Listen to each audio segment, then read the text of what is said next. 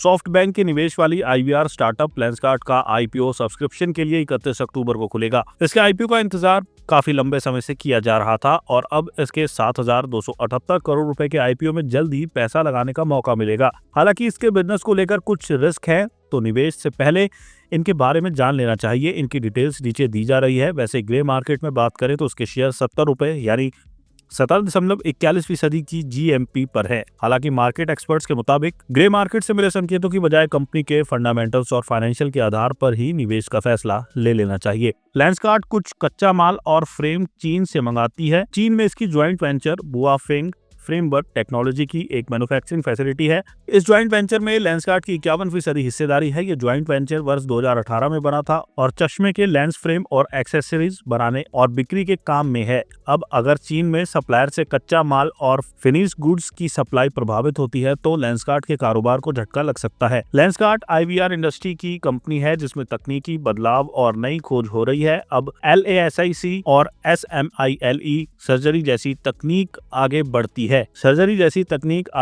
है तो चश्मे की बिक्री पर असर पड़ सकता है। इन दोनों सर्जरी का बाजार तेजी से आगे बढ़ रहा है और नए मार्केट में ये पांव पसार रहा है। लेंसकार्ट के कई रिटेल स्टोर फ्रेंचाइजी के जरिए चल रहे हैं। जून 2025 तक के आंकड़ों के मुताबिक दुनिया भर में इसके 472 फ्रेंचाइजी स्टार्स हैं।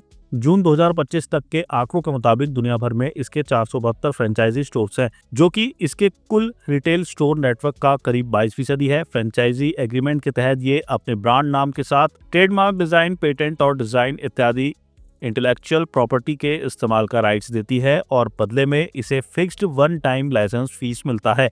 हालांकि कंपनी को फ्रेंचाइजी पर पूरा ऑपरेशनल या फाइनेंशियल कंट्रोल नहीं मिलता। ऐसे में एक रिस्क ये हो जाता है कि कोई फ्रेंचाइजी ऐसा काम कर दे जो लेंसकार्ट के ब्रांड स्टैंडर्ड, ऑपरेशनल पॉलिसी या स्ट्रेटेजिक ऑब्जेक्टिव्स के मुताबिक ना हो। लेंसकार्ट के 7,278 करोड़ के आईपीओ में 382 रुपए से 402 रुपए के प्राइस बैंड और 37 शेयरों के लॉट में पैसा लगा सकेंगे। ये इशू 31 अक्टूबर को खुलेगा और 4 नवंबर को बंद होगा। इशू का 75% हिस्सा क्वालिफाइड इंस्टीट्यूशनल बायर्स के लिए आरक्षित है, जबकि 15% नॉन इंस्टीट्यूशनल इन्वेस्टर्स और 10% खुदरा निवेशकों के लिए आरक्षित है। आईपीओ के तहत शेयरों का अलॉटमेंट 6 नवंबर को फाइनल होगा। फिर बीएसई और एनएसई पर 10 नवंबर को एंट्री होगी। इशू का रजिस्टर MUFG इन टाइम है। इस आईपीओ के तहत 2,150 करोड़ के नए शेयर जारी होंगे। इसके अलावा 2 रुपए की फेस वैल्यू वाले 12,75,62,553 शेयरों की ऑफर फॉर सेल विंडो के तहत बिक्री होगी। ऑफर फॉर सेल का पैसा तो शेयर बेचने वाले founder, share holder, soft bank और टेमासेक को मिलेगा। वहीं नए शेयर के जरिए जुटाए गए पैसों में से 272.62 करोड़ नए कोको स्टोर बनाने,